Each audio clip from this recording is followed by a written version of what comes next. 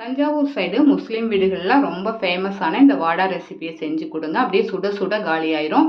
2 cup பச்சரிசிக்கு 1/2 cup உளுந்துவை ஒரு 4-5 மணி நேரம் ஊற வச்சு நல்லா கழுவி எடுத்துட்டு இதை மைய அரைச்சிட்டு ஒரு பாத்திரத்துக்கு மாற்றிடுங்க. நல்லா நைஸாக அரைச்சிடுங்க.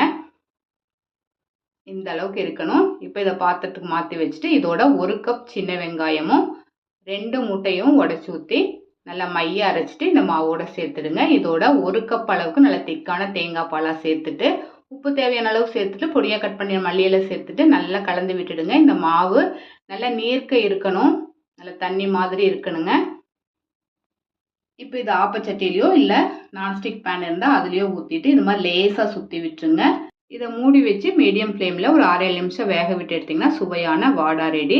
இதுக்கு நான்வெஜ் எல்லாமே நல்லாயிருக்கும். வெள்ளை குருமா கூட வெஜ்ஜு குருமா நல்லாயிருக்கும். ட்ரை பண்ணி பாருங்கள். தேங்க்ஸ் ஃபார் வாட்சிங்.